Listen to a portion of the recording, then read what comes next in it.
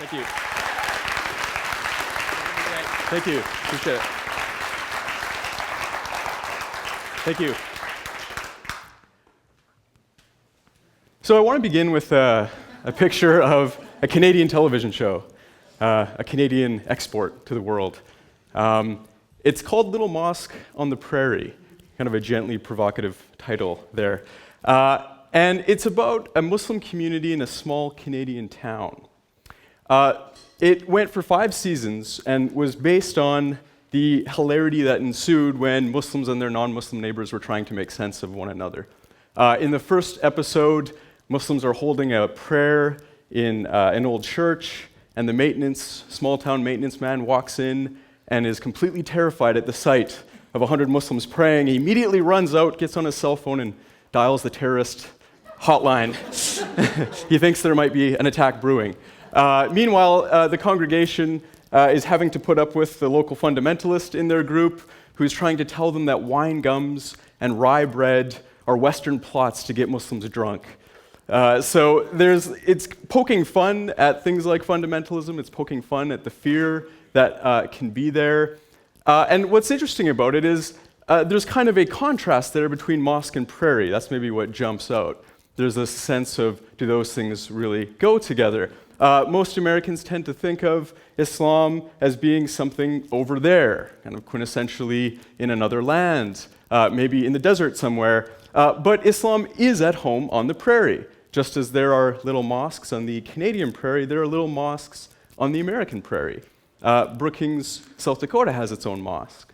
Now some might say, well, this is a recent development, this is something new, and certainly some of these mosques are newer, but America's first mosque was actually built in North Dakota, in Ross, North Dakota, in 1929. So Islam has actually been in the Midwest, in some sense, much longer than it's been elsewhere in the United States. I'm kind of envisioning like a future license plate in North Dakota. North Dakota, home of America's first mosque. So maybe years down the road, that's something that will develop. Now, if you think, well, maybe that's an exception, America's second oldest mosque is in Cedar Rapids in Iowa. It was built just 5 years later in 1934. That mosque is still in use. It's still being used. And it's usually referred to as the Mother Mosque. So Islam is something a little bit more local than we might imagine, a little bit more rural than we might imagine. But for some people, that's not a really comforting thought, this idea of Islam being next door or down the street. And I think one of the reasons that I'm going to suggest today that a lot of people aren't comfortable with it is we just lack the tools, the ability to essentially read the signs that we see, to make sense of the images that we see about Islam. Broadly speaking, we lack an ability to read the religion. And I'll explain what I mean by read a little bit more. Interestingly, the first word of the scripture of Islam, the Quran, is iqra, which is an Arabic word that means to recite or to read. The Oxford English Dictionary defines reading as to look at and comprehend the meaning of written matter by interpreting the characters or symbols of which it is composed. Now I'm going to suggest that we expand this definition of reading. We think of reading as something that we can do with really any aspect of reality. We think of reality as a whole as consisting of signs and symbols that we are to look at and comprehend and read, essentially. Now, what I'm going to suggest is that I think a lot of us lack a basic literacy when it comes to Islam. We have trouble reading Islam. Now, that in itself is not such a huge problem. I would suggest what's even more dangerous is misreading, misinterpreting the signs that we see. And unfortunately, especially since 9/11, I would say a misreading has really proliferated here in the United States and Canada and other countries in what we might call the West. There is a veritable Islamophobia industry, as some people have called it. Talk show hosts, authors saying there's a death cult in our midst. You see in the sign here, a protester is holding, says, all I need to know about Islam I learned on 9/11. It's a pretty profound statement when you think about it. And you can actually get t-shirts that say that as well, which is kind of an interesting way to advertise ignorance. I only need one event. I just need one event, and that's all I need to know. about a 1,500-year-old religion that a fourth of humanity lives by. But it's kind of a sad statement in a way that for some people, an entire religion of over 1 billion people is reduced to the terrorist acts of a few. It's a profound reduction when you think about it. Now, of course, Muslims seek to dissociate themselves from these acts and say, well, this doesn't have anything to do with Islam. This isn't what our religion is about. So it leaves a lot of people asking, will the real Islam please stand up? Who's really speaking? Who's really speaking for this religion? Is it really a religion of peace? What's really going on here? One of the first tools I think that we can use to read Islam is to realize this very important point that Islam isn't one thing. In our imaginations, we tend to think of religions or cultures as sometimes like a block. It's just a big block of one group of people sort of over there. And what we want to keep in mind is that Islam is like any other religion or culture. It consists of all kinds of different sects and interpretations, schools of thought, schools of law, political orientations, individual proclivities. And just like any big social phenomenon, Islam has its share of the good, the bad, and the ugly. We know in the United States we have our share of all three of those things as well, and we do in Canada as well. But sadly, it's mostly the bad and the ugly that we see. We don't really see a lot of the good, the beautiful, the profound. We tend to see this sort of thing: Muslim rage, terrorist attacks, violence in countries like Pakistan and Afghanistan and Iraq, etc. And I think this leads to a caricaturing of Islam. Right? If you think of a caricature, depending on how nice the person drawing it is going to be, it usually exaggerates features out of proportion. And I think what we see with Islam is the worst features are used to represent the entire tradition, the entire religion. They get exaggerated out of all proportion, and it becomes how we define it. Now, in some ways, this is just a function of media sensationalism. Right? Some of you might have heard the saying, if it bleeds, it leads. Right?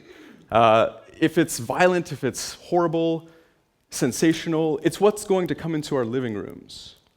And that starts to be how we form our perception of this religion.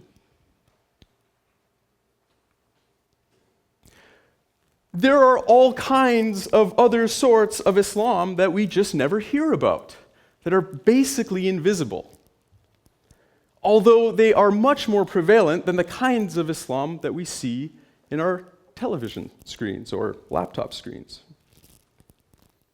One of those kinds of Islam that I want to speak about is called Sufism. Don't worry if you haven't heard of this. You're definitely not alone. This is what I studied in my PhD, and most people would give me a blank-faced look when I said that I'm studying Sufism. That's fine, but one of the reasons why I want to talk about it today is because it has been so important in Islamic history. It remains such an important part of Islam, and again, we know almost nothing of it. So what is Sufism? Well, Sufism is an English term that we've derived from an Arabic word, tasawwuf. This literally means the process of becoming a Sufi. So I know that's not totally helpful yet. You're like, great, okay. Sufism is becoming a Sufi. Good. Talk is finished. We're done here. The first thing I'll point out is the word process. Right? Sufism is not a sect of Islam. It's something that you find amongst all the different schools of thought and sects of Islam, Sunnis and Shias and so on and so forth. But it's a process. It's a transformative path. It's a way of refining the self, cultivating the self, turning one self into a Sufi. So now we have to figure out what a Sufi is. Well, Sufis have really liked giving answers to this. They're often vague and confusing, but sometimes quite beautiful. And here's pictured a Sufi teacher who lived in the United States for most of his life. One Sufi teacher has responded to this and said, what is a Sufi? With a famous saying, a Sufi should have, quote, a generosity like the ocean, a warmth and affection like the sun, and a welcoming hospitality to all like the earth. Others have said that a Sufi is somebody who has completely lost themselves, completely lost their minds in love of God, just sort of disappeared in love.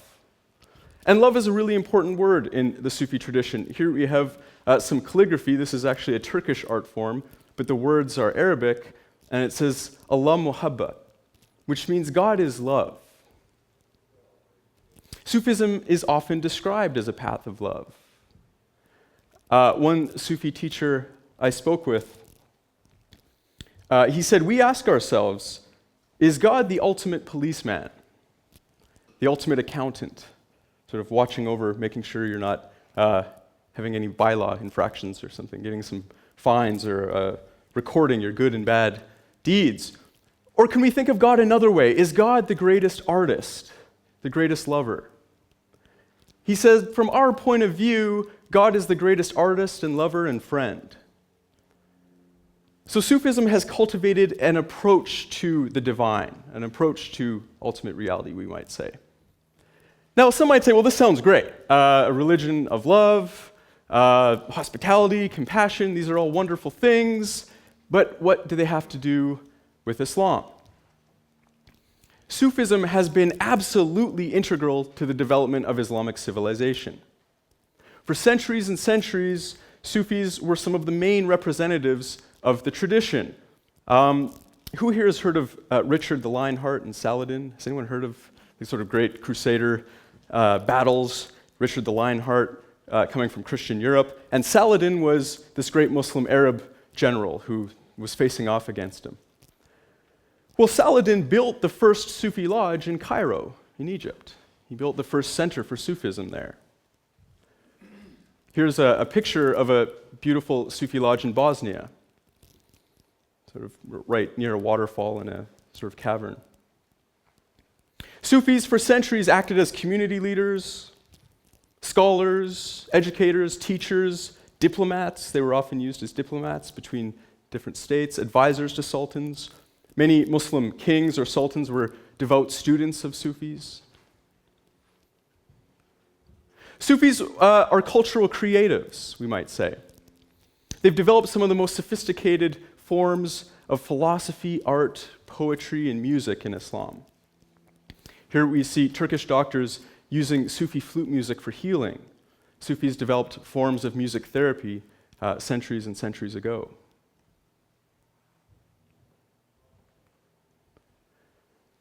So the Sufi worldview, in some ways, is encompassed in this short phrase from Rumi, one of the most famous of the Sufi poets. He said, "You are not a drop in the ocean, you are the entire ocean in a drop." Sufis believe that just as the outward universe is infinite and expansive, so the inward universe is equally infinite and expansive. And Sufis have developed a variety of meditation techniques that are meant to allow the human being to explore this deeper aspect of consciousness. In terms of how Sufis view religion, Sufism is again something that developed in an Islamic context, and I think is a really important aspect of Islam, but it has a very, we might say, universal perspective. Sufis believe that ultimately truth, God, reality, transcends any one religion or belief, any one creed, phrasing, language, thought. For Sufis, religions are different expressions of a truth that ultimately goes beyond them all. Rumi has this great image where he says, religions are like skylights looking onto the sky. But don't think that the whole sky is limited to just what you can see through the skylight.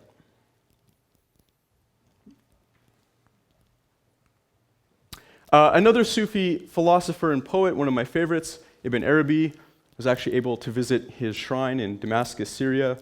That was in 2010, before the Civil War started, so it was a good time to go. I certainly wouldn't recommend going now. Wait a few years if you're interested. It is actually a very cool shrine, though. He put it like this. He said, "My heart has become capable of every form. It is a pasture for gazelles and a monastery for Christian monks. It's a temple for idols, and it's the pilgrim's Mecca. My heart is the tables of the Torah and the book of the Quran. I follow the religion of love. Whatever way love's caravan takes, that is my religion. That is my faith." So if there's this religion of love at the heart of Islam, maybe we can appreciate differences in the tradition, that Islam has its tendencies towards narrowness, closing off, but it also has its tendencies towards openness and compassion and love. And also, we too have these tendencies. Right? We too have tendencies towards openness to others and difference and something new, and fears and closing down and anti-difference, anti-other. Just as we appreciate openness and tolerance when we discover it in traditions like Islam, let's also appreciate those qualities in ourselves. A cool example that happened in 2008, I think, of a coming together happened in Cedar Rapids, the second oldest mosque in America that I showed you earlier, was basically drowning. Floodwaters were destroying the mosque and the almost 100 years of heritage within it. And the mosque leader put out a call for help to his fellow Midwesterners. Come help save this mosque. Busloads of people came. He broke down crying when he was talking about it in a news interview. He was so moved by the hospitality that people were showing. People from all backgrounds, Christians, Jews, Buddhists, faiths, non-faiths, what have you. Everyone just came to help out. So maybe we can think of reinventing rule as a kind of rediscovery. Maybe reinventing rule means bringing out what's already in us. And if we think about Islam, reinventing Islam or reimagining Islam means appreciating the traditions of love and compassion that are already there. So maybe reinventing, reimagining is rediscovering. Thank you.